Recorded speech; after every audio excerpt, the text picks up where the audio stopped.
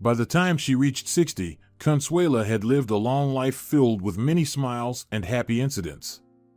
Since her early youth, she had been married to the wonderful and loving Miguel, who gave her 4 beautiful children. Over time, his love for her didn't diminish. If anything, it seemed to grow stronger.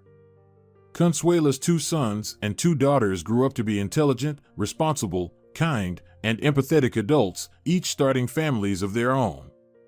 Consuela's habit of working persisted. There was something about caring for others that kept her youthful at heart, giving her a reason to smile each day. The extra income never hurt either, allowing her to buy toys for her grandchildren, gifts for her husband and children, or to save up for special occasions or unforeseen expenses. The only thing Consuela lacked was regular contact with her extended family, as her children had moved to different cities and only visited her and Miguel on holidays and special occasions, which were always celebrated at their parental home.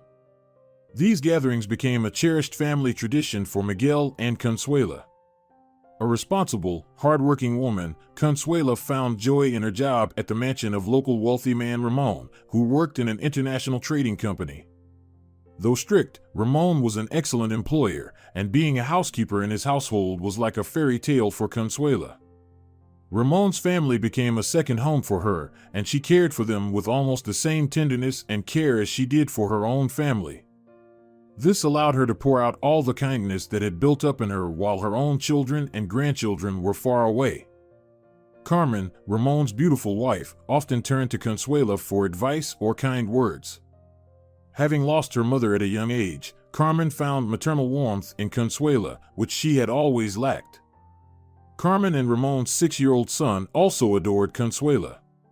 She looked after the child like a real grandmother, always ready to help, entertain him, or secretly offer him something tasty before lunch to prevent any hunger-induced tantrums. Active and brave, Ricardo was the pride and joy of his parents. But like all children his age, he had an incredible imagination and a thirst for trying new things. Sometimes he portrayed himself as Zorro, fencing with a long sword in the mansion's courtyard. Sometimes he chased stray cats in the garden, imagining himself as a great hunter, and sometimes he defended the fair lady from attacks by invisible enemies.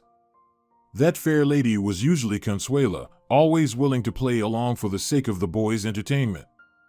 How wonderful it is that we found such a great housekeeper!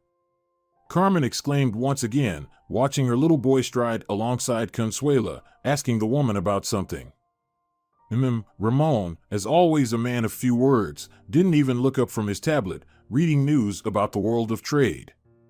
He wasn't particularly interested in what was happening at home, constantly working to stay abreast of all the news and developments in international relations and economics. Carmen had already become accustomed to him sometimes seeming distant and contemplative. He was always thinking about how to increase his company's income. It was no wonder, after all, that he had worked so long and diligently to achieve his high position and earnings. Ramon trusted Consuela and Carmen, who was often at home, so much that he tried to minimize his involvement in raising his son. Perhaps the only thing Consuela disapproved of regarding Ricardo was the extreme overprotectiveness of his parents. They didn't allow Ricardo to run too often, forbade him to play soccer and other games that could lead to injuries. Consuela often lamented that the boy needed some way to expend his energy and that ordinary games would soon bore him, while sports would be very beneficial for him. After all, at 6 years old, children are not only full of energy but also very curious. Remembering her own children and grandchildren, Consuela understood that children at this age needed to start developing a love for active games and sports to grow up healthy and strong. Besides, boys should be a little reckless, at least a little, to learn not only something useful but also to get used to the idea that a scraped knee or a scratch is not a reason for bitter tears. Carmen, however, sheltered the boy as if he were made of porcelain, even though there was no reason for it. Ricardo's mother often said that she would be glad if the boy became interested in computer games or something similar so that she wouldn't worry about him. On that day, Carmen, as always, sat on the veranda while Consuela brought her fragrant coffee and fresh pastries. Ricardo, after sitting at the table for a while and enjoying refreshing lemonade and creamy pastries, ran off to play in the garden, first chasing butterflies that had taken a liking to the flowers, and then heading a bit farther away. The phone rang, and Carmen exchanged glances with Consuela, who was tidying up after the boy at the table. "Consuela, please keep an eye on Ricardo. I need to talk to my friend," Carmen smiled. Of course, Consuela was always happy to help and keep an eye on the little rascal. When Carmen headed into the house to discuss something with her friend, Consuela finished tidying up the table and went off to look for Ricardo, who had already managed to escape somewhere. And although Carmen was gone for a short while, when she returned, she found Ricardo sobbing and rushing towards her. "Mom! Mom! Let's go quickly," the child cried, grabbing his mother's hand and pulling her towards the garden. "What happened?" Carmen, now nervous, was surprised at the panic in her son's voice. "Consuela. She fell. She's in a lot of pain." Together they hurried to the housekeeper, who was lying on one of the distant paths of the garden, groaning in pain and clutching her already swollen leg. "Oh, my God!" Carmen exclaimed as she approached. She immediately began dialing her personal driver's number to take Consuela to the hospital. At the same time, Carmen tried to inspect the injured limb, while Ricardo took Consuela's hand to support her. "Oh, how clumsy of me!" Consuela muttered, grateful that Ricardo was acting like a true gentleman, gently stroking her hand. Quickly briefing the driver on the situation, Carmen set her phone aside, helping Consuela to sit more comfortably. "Everything will be fine, Consuela. Don't worry about anything," Carmen reassured her. She stayed with the housekeeper until the driver arrived. Together, they headed to the hospital. During the examination, the doctors confirmed the women's fears, saying that the leg was broken. Ricardo, still scared for the housekeeper, kept sniffling, comforted by his mother. Carmen struggled to calm her tearful son for a long time. In the evening, Carmen told her husband about what had happened. He, tired after work, deeply contemplated it but postponed dealing with the problem for the time being. His mind was preoccupied with the events of the day and the upcoming celebration, during which he was to host all the high-ranking officials from his company at their home. "Don't worry, Carmen, I'll call her tomorrow," Ramon reassured his wife as he headed off to rest. However, the next day, when he remembered about their housekeeper, he was still at home, so he called her to resolve the issue before heading to work. "Good morning, Consuela," he greeted her. "How are you feeling?" "Oh, I'm alive. They just put my leg in a cast, so I can't walk for now. They prescribed me a whole bunch of pills," the woman laughed, answering him honestly. "Forgive me for my clumsiness. But rest assured, Ramon, as soon as the bone heals, I'll go back to work. Don't rush, a broken bone is no joke. Forgive me for being so blunt, but honestly, I don't think you should work with such an injury. Take your time to recover properly, heal your leg. Don't worry about money, I'll write you a bonus check." "Oh, you're so understanding and generous." "No, you misunderstood me, Consuela. I'll cover your medical expenses and give you a bonus, but you don't need to come back to us anymore," Ramon explained. "Thank you for your service." For some time, Consuela remained silent, shocked by his words. When the initial shock wore off, she cautiously asked, "Are you firing me?" "Unfortunately, Consuela. It's time for you to think about retirement and rest. You're not young anymore." "You understand," the man's usual cold business tone sounded slightly softer than usual, but it didn't make his words any more pleasant. "I understand," she replied, feeling very miserable about the news. "Get well soon, Consuela." "All the best to you." Ramon didn't even wait for a goodbye and hung up. The man didn't see that his son, who had been hiding on the stairs nearby, overheard the conversation. In the evening, Ramon told Carmen about contacting Consuela and discussing her injury and dismissal. His wife was unpleasantly surprised by the outcome and couldn't help but criticize her husband for his hasty decision. "Ramon, how could you fire Consuela?" Carmen exclaimed, frowning at her husband. She has served us faithfully for so many years, helped me with Ricardo, always ready to assist in any matter. And you. Enough. I'll give her a good bonus for her long service. She's not young anymore, and it's time for her to retire, the man waved off. Yes, she's a good woman, but what's the use if she broke her leg? We have a celebration coming up. We need people who can do their job. As much as Carmen disagreed with her husband's decision, she had to accept it. Consuela, though grieving the loss of her job, understood that it couldn't have been otherwise. Few employers would be willing to wait for a housekeeper to heal a broken leg and return to work as before. Her husband Miguel, who had taken time off work to take care of her until she got back on her feet, reassured her that it was time for her to start thinking about retirement and to rest properly. Eventually, they had both saved up a decent amount of money that they could spend on a trip to relax and unwind. You'll see, once you're feeling better, we'll go somewhere. It will definitely make you feel better. You'll relax, rest up, gather new experiences and strength. Miguel smiled. Yes, you're probably right. It's been a while since we've been anywhere. It's time we took a vacation somewhere, Consuela agreed with her husband. You've taken care of others for so many years, it's time to think about yourself. Don't worry about anything. Lying in bed, Consuela couldn't help but smile at how her husband was taking care of her, just like in the old days when she was pregnant. The tenderness and care with which Miguel still treated his wife spoke of his unwavering love for her, which couldn't help but warm her heart even considering the bad news she had received.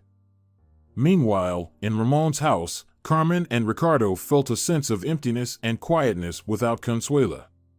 Ricardo became sad and withdrawn, often spending time in his room and unwilling to talk to his parents.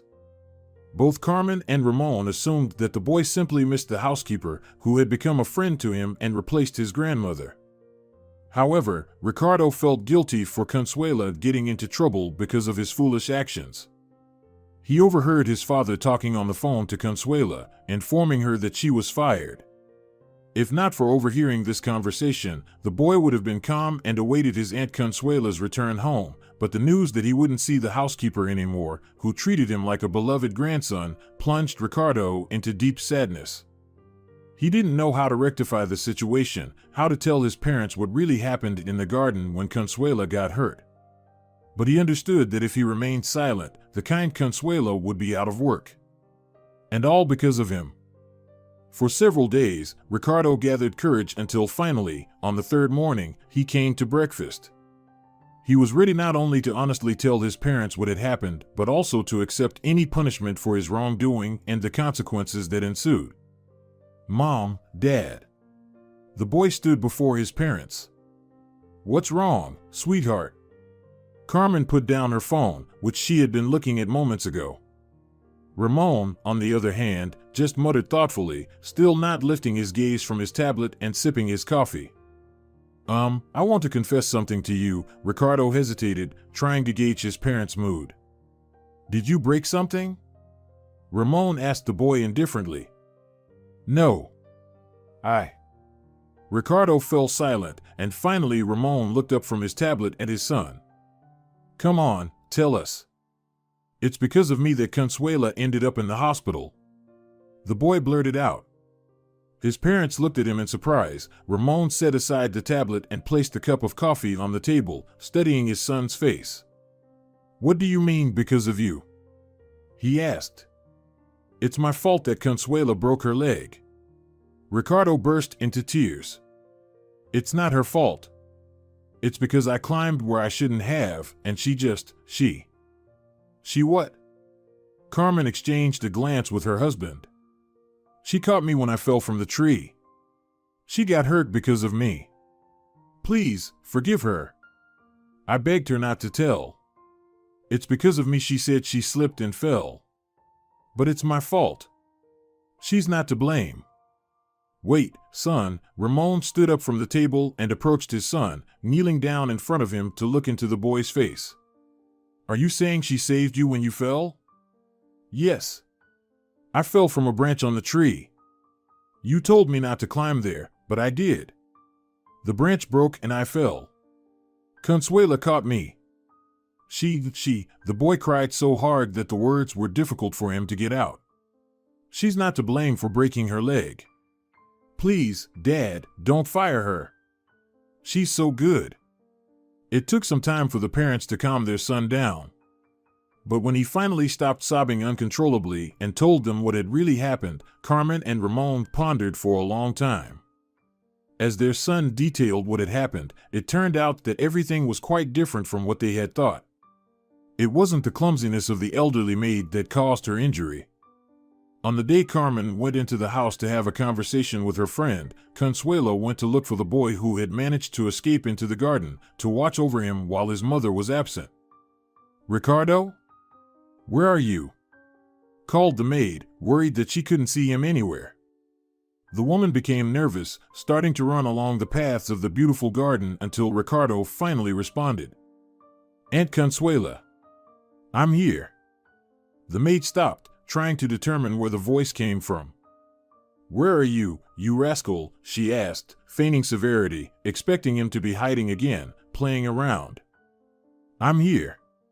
Up in the tree, the leaves rustled just ahead. When Consuela spotted the boy perched high in one of the tall trees, she gasped immediately. "Oh my God, Ricardo! What are you doing?" Consuela clutched her chest, shocked to see the young lad sitting on a high branch. "How many times have I told you not to climb trees? Get down this instant." "I'm fine," the boy called back, standing up on the branch, which dangerously bowed under his weight. The woman rushed towards the child, hearing the branch creak, and managed to jump to catch him before he fell onto the paved path of the garden. Thankfully, Consuela caught him just before he hit the ground. However, as she fell under the weight of his body, her leg twisted with a loud snap, indicating that something was wrong. The sudden surge of pain made Consuela groan, but despite that, she first sat up and checked the boy, who, though frightened by the fall, turned out to be unharmed. Embracing the child, the woman breathed a sigh of relief, but then immediately began to inspect her injured leg. A few moments later, she realized she wouldn't be able to stand on her own. "I'm sorry.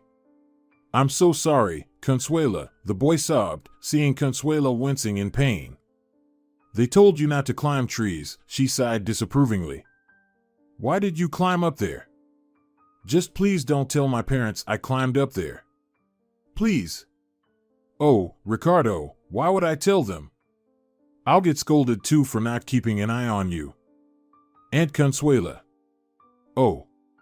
Ricardo, the important thing is that you're not hurt. Everything else is trivial." "You're hurt, Consuela. What can I do to help?" The bewildered boy didn't even know how to assist the woman who was rubbing her injured leg.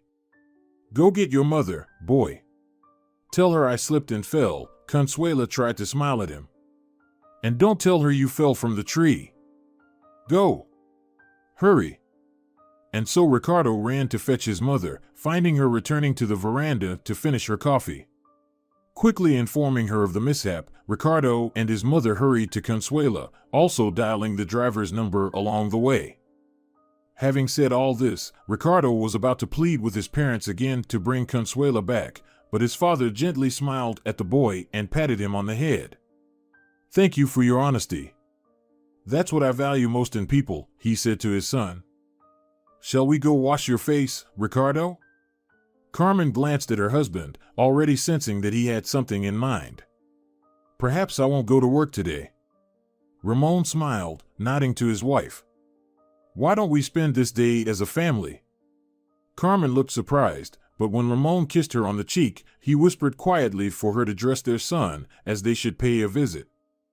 An hour later, they were all riding somewhere together. And although Ricardo asked his parents where they were going, Ramon cheerfully replied with a strange joy in his voice that it was a surprise. Along the way, they stopped at one of the stores, and Ramon bought the largest gift basket with various fruits and treats that was available there. Finally, they arrived at Consuela's house and all knocked on the door together. Miguel opened the door, immediately surprised to see Ramon, as well as his wife and son, on his doorstep. "Good day." Ramon greeted the man with a smile. "Very pleased to see you again, Miguel." He extended his hand, and Miguel shook it, still not understanding why they had come. They had only met a few times, and even then, only in passing when Miguel drove Consuela to work. "What brings you to our humble abode?" Miguel asked, examining the guest's expensive suit. "We'd like to see Consuela," Carmen politely smiled. "Ricardo misses her, and we wanted to have a chat with her." "Who's there, Miguel?" Consuela's voice came from inside the house. "Consuela!" Ricardo exclaimed joyfully, unable to contain himself, and rushed into the house, darting past Miguel. Miguel sighed, smiled at the guests, and gestured for them to follow him inside after the boy. When they entered the living room, they saw Consuela lying on the couch with her leg in a cast, propped up on cushions. Ricardo hugged the woman tightly, and she laughed, seeing the boy visiting. "Such joy!" Consuela remarked. "Hello, Consuela."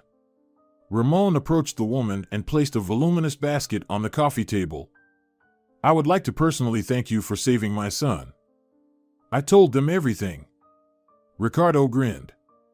"I told them how brave you are, Consuela. How you saved me from falling." "Oh, dear boy, it's nothing, we had an agreement." Ramon knelt beside the woman, taking her hand. "I can't believe how foolish I was to dismiss such a loyal woman. Not only did you save my son, but you also kept your word. Such loyalty deserves gratitude, not—" "Oh, it's nothing really. I'm always glad to help, Ramon." And catching Ricardo was not difficult at all. "The most important thing for me is that he wasn't hurt at all. And please, don't punish him for his wrongdoing. It's too late to punish him for climbing the tree. But he should be thanked for his honesty. And you too, for your selfless act. Not many would put themselves at risk for someone else's child." Carmen smiled, observing the scene. "Don't worry about anything," Ramon said. "Get well soon and make sure to come back to us. I want you to work with us for as long as you can. You've become like a mother to us, and to our son a grandmother. And don't worry about money, I'll raise your salary. Just don't leave us. Please." Overwhelmed by what she heard, Consuela couldn't help but marvel at such warm treatment. She was used to the distant and reserved Ramon, but the man she saw before her at that moment resembled Ricardo Morse, cheerful, with eyes shining brightly with happiness and kindness. She couldn't help but think that Ramon must have been like that in his childhood, kind, responsive, and smiling. Probably, he became more distant due to the nature of his work in the international company, thus becoming more serious. "Well then." Consuela sighed with a smile. "You all insist so much. I'll return to work, all right." She hugged Ricardo, who smiled joyfully. "But only on one condition, Consuela." Ramon raised a finger.